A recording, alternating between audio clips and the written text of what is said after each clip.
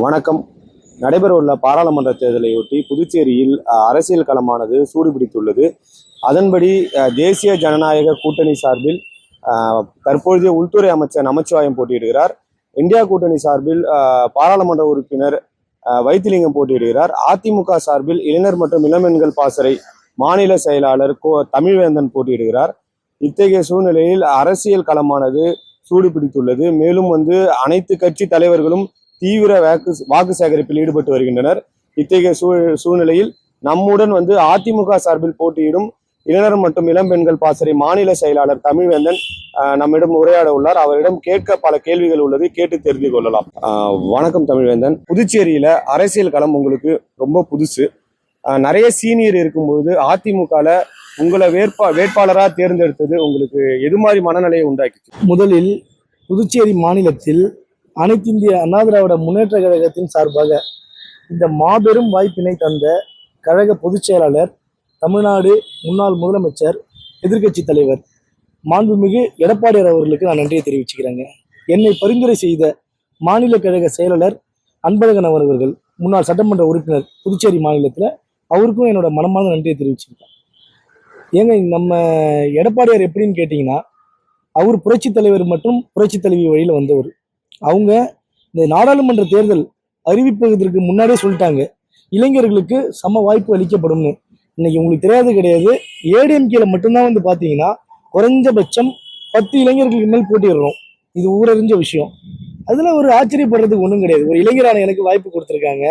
ரெண்டாவது, இளைஞர்கள் தான் வருங்கால இந்தியான்னு சொல்லிட்டு எடப்பாடியார் நம்புறாரு. அந்த அடிப்படையில் தான் எங்கள் கட்சியில் என்னை விட நல்ல பலம் வாய்ந்த பல வேட்பாளர்கள் இருக்காங்க. எல்லாருமே எம்எல்ஏ எலெக்ஷனுக்கு தயாராகிட்டு இருக்காங்க. என்ன இந்த எம்பி எலெக்ஷன் தயார்படுத்திருக்காங்க, அவ்வளவுதான். இப்ப உங்களுக்கு சீட்டு கொடுத்தது குறித்து உங்களுடைய சக அரசியல் கட்சி நிர்வாகிகளுக்கு இடையே சலசலப்பு இருந்ததுன்னு சொல்லி ஒரு விஷயம் இருந்தது. அது போல எதான சலசலப்பு இருந்ததா? அதெல்லாம் கிடையாதுங்க. எனக்கு சீட்டு கொடுத்த உடனேவே எங்கள் கழகத்தில் இருக்கிற பெரியவங்க எல்லாருமே என்ன கட்டி தழுவி, உண்மையாலுமே சொல்றேன், சின்ன பிள்ளையா இருக்க வெற்றி பெறதுக்கு என்னென்ன யூகங்கள்லாம், என்னென்ன வழிவகுப்புலாம் செய்ய முடியுமோ எல்லாமே நான் உங்களுக்கு சப்போர்ட் பண்றோம். எல்லாமே சேர்ந்து ஒன்னா பயணிப்போம். நீ சின்ன பிள்ளை, உனக்கு நாங்கள் இருப்போம், துணையா இருப்போம்னு சொல்லிட்டு தான் எனக்கு சொன்னாங்க. இது தவறான செய்தி. புரட்சி தலைவியும் இல்லை, ஒரு பலமான கூட்டணியும் இல்லை. இத்தகைய சூழ்நிலையில அதிமுகன்ற ஒரு கட்சியோடு நாம எம்பி தேர்தலில் போட்டியிடுறோமோ, இது நமக்கு வெற்றியை கொடுக்குமா அப்படின்ற மனநிலை உங்களுக்கு ஏதாவது தோன்றி இருக்கா? கிடையவே கிடையாதுங்க. புரட்சி தலைவரின் ஆன்மா, புரட்சி தலைவியின் ஆன்மா, அவங்களோட 2 ஆன்மா சேர்ந்தது தான் நம்ம புரட்சி தமிழர் எடப்பாடியார். புதுச்சேரி மாநிலத்துல மக்களுக்காக பல போராட்டங்கள் நடத்தின ஒரே கட்சி எதுன்னு கேட்டீங்கன்னா அதிமுக தான். அது நம்ம மாநில கழக செயலர் அன்பழகன் அவர்கள் நடத்தினாரு. அந்த மாதிரி பலம் வாய்ந்த ஒரு கட்சியில இருக்கும்போது நான் எங்க பயப்படணும்?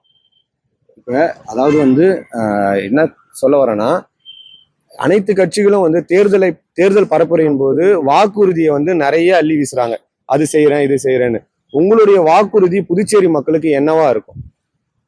அனைத்து இந்திய அண்ணா திராவிட முன்னேற்ற கழகம் பாராளுமன்ற தேர்தலில் வெற்றி பெற்றால் 100% புதுச்சேரிக்கு மாநில அந்தஸ்து கிடைப்பதற்கு முழு முயற்சி எடுப்பேன். 2வது, கஞ்சா என்ற கொடூரத்தை புதுச்சேரி மாநிலத்திலிருந்து அறவே அகற்றுவேன். 3வது, குழந்தை ஆர்த்தியின் படுகொலைக்கு நீதி விசாரணை தெளிவான முறையில் மக்களுக்கு ஏற்பது போல் நடைபெறும். 4வது, ஜிப்மர் உள் ஒதுக்கீடு, நம்ம புதுச்சேரியில படித்த மாணவர்களுக்கு உள் ஒதுக்கீடு பர்சன்டேஜ் கண்டிப்பா கேட்பேன். மீனவர்களுக்கு 10% இடஒதுக்கீடு. இந்த மாதிரி பல வகையான கோரிக்கைகள் இருக்கு மக்கள்கிட்ட இருந்து. எல்லாத்தையுமே சிங்கிள் டைம்ல நம்ம நிறைவேற்ற முடியாது. ஆனா 5 வருஷம் டைம் இருக்கு. டெஃபினட்டா நிறைவேற்றுவாங்க, டெஃபினட்டா பண்ணுவாங்க.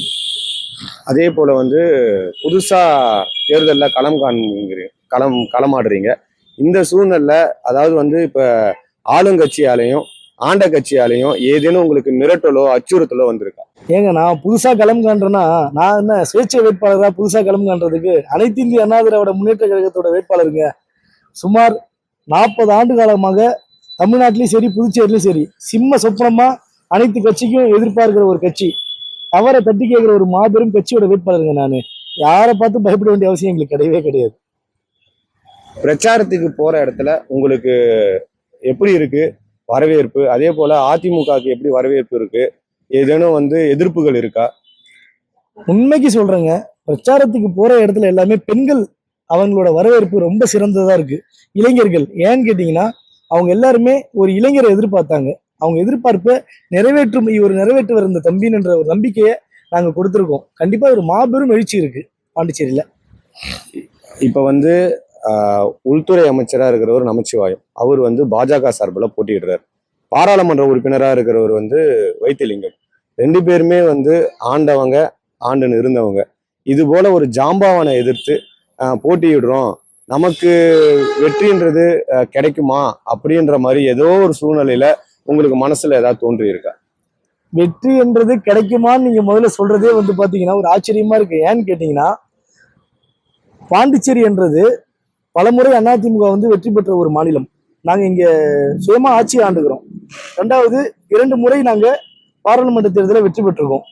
புரட்சி தலைவி காலத்திலும் சரி, அதிமுக பயங்கர எழுச்சியா இருந்த ஒரு கட்சி. இப்ப புரட்சி தமிழர் எடப்பாடி காலத்திலும் சரி, வெற்றி என்றது உழைச்சா வெற்றி நிச்சயம். இதுதான் நாங்க கத்துக்கிட்டது புரட்சி தலைவர்கிட்ட இருந்து. உழைச்சிக்கிட்டு இருக்கோம். மக்கள் அதுக்கான பெரிய ஒரு பலனா அதிமுக வெற்றி பெற செய்து, நாங்க வேற மக்கள் வேற கிடையாதுங்க. நீங்க ஆரம்பத்துல கூட ஒரு கேள்வி கேட்டீங்க, அவங்களாம் மாபெரும் கூட்டணி அமைச்சிருக்காங்க, நீங்க ஒண்ணுமே அமைக்கல. மக்கள் தாங்க எங்க கூட்டணி. மக்கள் கூட கூட்டணி, மக்கள் தீர்ப்பே மகேசன் தீர்ப்பு புரட்சி தலைவர் சொல்லியிருக்காரு. புரியுதுங்களா? அந்த அடிப்படையில நாங்க மக்கள் தீர்ப்பை மட்டும் தான் வரவேற்போம். கூட்டணின்றதெல்லாம் செகண்டரி தாங்க. எல்லாமே சிறுபான்மை மக்களுக்காக அந்த 2 கூட்டணி என்ன உழைச்சாங்க? நாங்க தானே உழைச்சிட்டு இருக்கோம். வக்போர்டு வாரியம் அமைக்க சொல்லி புதுச்சேரி மாநிலத்துல முதல்ல குரல் கொடுத்த கட்சி எதுங்க? உங்களுக்கு தெரியாதா? நாங்க தானே உழைச்சோம். அந்த அடிப்படை மக்களுக்கு எல்லாமே தெரியுதுங்க. மாறிடுச்சு. மக்கள் எல்லாமே சிந்திக்கிறாங்க. ரொம்ப நல்லாவே இப்ப செயல்படுறாங்க. அவங்க வலி வேதனை அதிகமா இருக்கு. எல்லாம் மாறும். இப்ப வந்து புதுச்சேரியை பொறுத்தவரை பல்வேறு பிரச்சனைகள் வந்து ரேஷன் கடை திறக்கலன்னு சொல்லி போற இடத்துல பாஜகவிற்கு எதிர்ப்பா வந்து பேசுறாங்கன்னு சொல்லி பல இடத்துல சர்ச்சைகள் உருவாகுது. நீங்க போற இடத்துல ஏதேனும் சர்ச்சைகள் உருவாகி இருக்கா? அதை நீங்க எப்படி எதிர்கொண்டீங்க?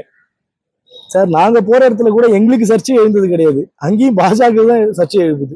மக்களோட ஒரே குரல் என்ன இருக்குன்னு கேட்டீங்கன்னா, இவங்க 2 பேரும் இங்க இருவருக்குமே காங்கிரஸ் மற்றும் பாஜக இவங்களுக்கு நாங்க மாறி மாறி வாக்களிச்சிட்டோம். இந்த முறை கண்டிப்பா எங்க வீட்டு பிள்ளையா நினைச்சு உனக்கு ஒரு வாய்ப்பு கொடுக்கணும்பா, நீ வின் பண்ணிட்டு வந்து எங்களை தயவு செஞ்சு கைவிட்டுறாதுன்னு சொன்னாங்க.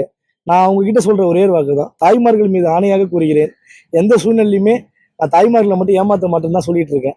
ஆனா அது நான் 3 வயசுல எனக்கு அம்மா கிடையாதுங்க. மக்களுக்கும் அது தெரியும். அந்த அடிப்படையில நான் தாய்மார்கள் மேல ரொம்ப பற்று கொண்டவன். நான் புதுச்சேரி மக்களை எந்த சூழ்நிலையும் ஏமாத்த மாட்டேங்க. 34 வயசு. இந்த 34 வயசுல நமக்கு ஏன் எம்பி சீட்டு கொடுத்தாங்க, நமக்கு வேணுமா, இது நமக்கு தேவையா என்ற ஒரு சூழ்நிலை, ஒரு மனநிலை என்னைக்காச்சும் ஒரு நிமிடம் உங்களுக்கு உங்களை வேட்பாளரா அறிவிக்கப்பட்டதுக்கு அப்புறம் எதனா வந்துச்சா? இல்லைங்க. எங்க கட்சியில ரொம்ப என்ன கம்ஃபர்ட் ஜோன்ல பாத்துக்கிறாங்க. எங்க கட்சியில எனக்கு அந்த மைண்ட் ப்ரெஷர் கிடையாது. ஐயோ, இந்த இந்த எனக்கு இந்த சீட்டு தெரியாம வாங்கிட்டனோ, நமக்கு அரசியல் தெரியலன்ற பயம்லாம் எனக்கு கிடையாது. எங்க கட்சியில பெரியவங்களோட வழிகாட்டுதல் நேர்மையா இருக்கு. பொதுமக்களுக்கு எனக்கு ஆதரவு நல்லா தராங்க. எந்த பயமும் கிடையாது. இளைஞர்கள் அரசியலுக்கு வரணும்னு சொல்றதே வந்து நம்ம எடப்பாடியாரும் நம்ம அன்பனும் அதானே சொன்னாங்க, அரசியலுக்கு வரணும்னு. அவங்க சொன்னதை செஞ்சுட்டாங்க. திமுக மாதிரி, காங்கிரஸ் மாதிரி, பிஜேபி மாதிரி இளைஞர் வரணும்னு சொல்லிட்டு மாஸ்க் காட்டுறதுக்கு மட்டும் கூட்டம் காமிக்கல. உண்மையா சீட்டு கொடுத்து ப்ரூவ் பண்ணி காமிச்சிருக்காங்கல்ல.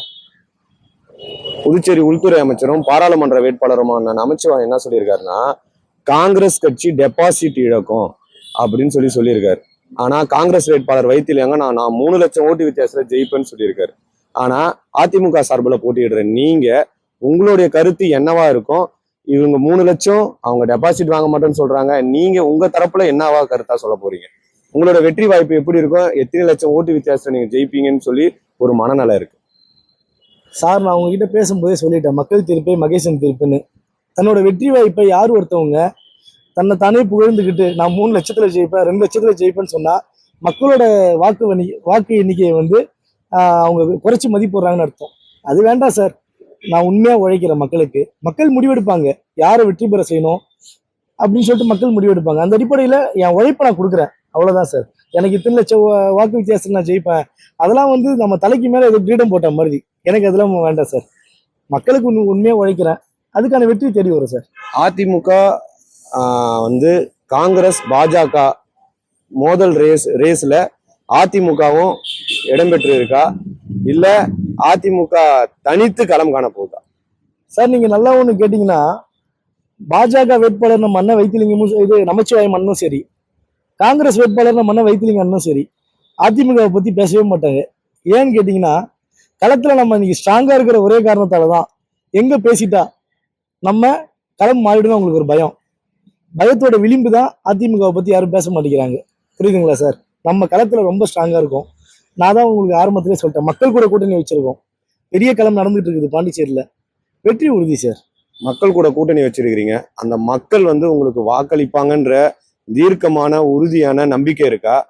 ஏன்னு கேட்டா இன்னைக்கு அதிகார பலமும் பண பலமும் நிறைஞ்ச ரெண்டு மாபெரும் கட்சிகள் மிகப்பெரிய கூட்டணியோடு வந்து உங்களை எதிர்த்து நிற்கிறாங்க. இந்த சூழ்நிலையில ஈஸியா நம்ம வெற்றி பெற்றுருவோம், மக்கள் நமக்கு வாக்களிப்பாங்கன்ற நம்பிக்கை அசாத்தியமானதுன்னு உங்களுக்கு தோணலையா? சார் நம்ம ஈஸியாலாம் வெற்றி பெற முடியாது. மக்கள் கிட்ட இது வரைக்கும் நடந்ததை எடுத்துக்கிட்டு போறோம். நம்ம என்னென்ன போராட்டங்கள் நம்ம பண்ணியிருக்கோம் மக்களுக்காக, என்னென்ன மக்களோட தேவையை நம்ம நிறைவேற்ற முடியும்னு எடுத்துக்கிட்டு போறோம். ஒரு இளைஞருக்கு ஒரு வாய்ப்பு கொடுங்கன்னு கேட்டிருக்கோம் மக்கள் கிட்ட. அந்த அடிப்படையில் பார்த்தீங்கன்னா இவங்க ரெண்டு பேருமே பெரிய ஜாம்பவான்கள் தான். யாரையுமே குறைச்சலாம் மதிப்பிடக்கூடாது சார். இவர் சிட்டிங் ஹோம் மினிஸ்டர் நமச்சிவாயம், அவர் வரும்போதே ஒரு 10-15 போலீஸ் வண்டி வருது, ஒரு 1000 டூ வீலர்ல வராங்க, அவங்க பயங்கர க்ரௌடு காட்டுறாங்க. அண்ணன் வைத்திலிங்க வரும்போதே அதே அதே அதே கண்டிஷன் தான், பெரிய ஒரு படையோட வராங்க. நாங்கள் அதிமுக என்ன பண்றோம், நேர்மையா போயிட்டு கேன்வாஷ் பண்ணிட்டு இருக்கோம். தேர்தல் ஆணையம் என்ன கட்டுப்பாடு விதிச்சார்களோ அந்த இது கரெக்டா ஃபாலோ பண்ற ஒரே கட்சி எதுன்னு கேட்டீங்கன்னா அதிமுக மட்டும்தான். வெற்றி தோல்வி இது எல்லாமே செகண்டரி தான் சார். நான் இப்பவுமே உங்ககிட்ட சொல்ல கடமைப்பட்டுக்கிறேன், மக்களுக்கு உண்மையாக யார் உழைத்தாலும் அவர்களை வரவேற்கிறேன். நான் மக்களுக்கு கடைசி வரை உண்மையாக உழைப்பேன் என்பதை உரைக்க கூறுகிறேன். இப்ப புரட்சி தலைவர் இல்லாத அதிமுக, அதற்கப்புறம் புரட்சி தலைவி வந்து ஸ்ட்ராங் ஆகுனாங்க. இன்னைக்கு புரட்சி தலைவியும் இல்லை, சரியான கூட்டணியும் இல்லை. ஏன்னா மீண்டும் மீண்டும் ஏன் சொல்றேன்னா, இது போல ஒரு சூழ்நிலையில எடப்பாடியார் அவருடைய தலைமையிலான இந்த அதிமுக கூட்டணி தமிழகம் புதுச்சேரியில வலுவா இருக்கா? சார் நீங்க ரிப்போர்ட் பாத்தீங்களா? கலர் ரிப்போர்ட் பாத்தீங்களா? நியூஸ் பேப்பர்லாம் படிக்கிறீங்க இல்லைங்களா? நீங்க மீடியா படிக்காமலாம் இருக்க மாட்டீங்க. 22+ போட்டிருக்காங்க. அனைத்து இந்திய அண்ணா திராவிட முன்னேற்ற கழகம் எடப்பாடியார் அவர்களின் தலைமையில் இயங்கக்கூடிய கழகத்திற்கு 22+ போட்டாங்க. கள நிலவரம் மாறிவிட்டது. திமுகவிற்கு ஆதரவு மக்கள் கிட்ட பெருசா கிடையாது தமிழ்நாட்டில். இங்க புதுச்சேரியிலுமே பிஜேபி மற்றும் காங்கிரஸை மக்கள் எதிர்க்கிறாங்க. இந்த அடிப்படையில 40 நமது வந்து நாங்கள் களத்துல இருந்திருக்கோம். நாங்கள் இந்த களத்துல இறங்கியிருக்கிறது 40 நமது தான் இறங்கியிருக்கோம். ஆனால் டெஃபினட்டா சொல்றேன், மெஜாரிட்டி மக்கள் எங்களுக்கு மெஜாரிட்டி வாக்குல எங்களை ஜெயிக்க வைப்பாங்க. அதுல எந்த மாற்று கருத்தும் கிடையாது. 22+ சொல்லி போட்ட அதே மீடியாக்களும் அதிமுகவுக்கு வெறும் 4 சீட்டு தான் வரும், அதிமுகவுக்கு 2 சீட்டு தான் வரும்னு சொல்லி போடுறாங்க. ஏதோ ஒரு தரப்பு போடுற கருத்து கணிப்பு எடுத்துக்கிட்ட நீங்க அடுத்தடுத்து வர கருத்து கணிப்பு எல்லாமே பாஜகவுக்கு சாதகமாகவும் அங்க வந்து திமுக கூட்டணிக்கு சாதகமாகவும் தானே இருக்குது. அதிமுகவுக்கு சாதகமா எந்த ஒரு இதுவும் வரல. பெரும்பான்மையான கருத்து கணிப்புகள் வந்து அதிமுகவுக்கு பாதகமாக மட்டும் தானே இருக்கு. இது உங்க வாயிலிருந்து வரணும்னு தான் சொன்னேன். இதே ஒரு மாசத்துக்கு முன்னாடி மீடியா நண்பர்கள் நீங்க தான் சொன்னீங்க 4 இடம் தான் அதிமுக பிடிக்கும் அப்படின்னு சொன்னீங்க. இன்னைக்கு ரிப்போர்ட் மாறி இருக்கா? 22+ போட்டிருக்காங்களா? ஒவ்வொரு மீடியாவும் ஒவ்வொரு வகையான ரிப்போர்ட் கொடுக்குறீங்க சார். எடப்பாடியார் வந்து மாண்புமிகு எடப்பாடியார் அவர்கள் 500 முறை உங்க எல்லார்ட்டையும் சொல்லிட்டாரு, களம் என்பது மக்களுக்கு, அது மீடியா என்பது நண்பர்கள். நீங்க வந்துட்டு மக்களிடம் எதை கொண்டு சென்று சேர்க்க வேண்டும், உண்மையை கொண்டு போய் நீங்க சேர்த்தாலே அதிமுக 40க்கு 40 வந்துடும் சார். இன்னைக்கு மக்கள் படுற கஷ்டத்தை தயவு செஞ்சு மீடியா நண்பர்கள் கொண்டு போய் சேருங்க. அந்த நீங்க உண்மையான கள நிலவரத்தை காமிச்சிட்டாலே அதிமுக சார் ஜெயிக்கும். எப்படி மற்ற கட்சி ஜெயிக்கும்னு நினைக்கிறீங்க களத்துல? முன்னாள் ஒருங்கிணைப்பாளர் முன்னாள் அதிமுக முதலமைச்சர் ஓபிஎஸ் வந்து எடப்பாடி பழனிசாமி மாய உலகத்துல இருக்காரு, அவர் மாய உலகத்தை விட்டு வெளியே வந்தா மட்டும்தான் அதிமுகவை காப்பாற்ற முடியும் அப்படின்னு சொல்லியிருக்காரு. அது குறித்து சார், மாய உலகத்தில் இருந்து கொண்டிருப்பது எங்கள் எடப்பாடியார் அவர்கள் கிடையாது, அண்ணன் ஓபிஎஸ் அவர்கள் தான்.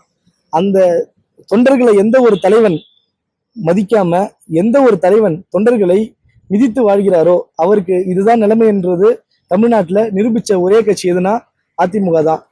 ஓபிஎஸ் அவர்கள் தொண்டர்களை மதிக்காமல் தொண்டர்களை அடுத்தடுத்து அவமானப்படுத்தினார்.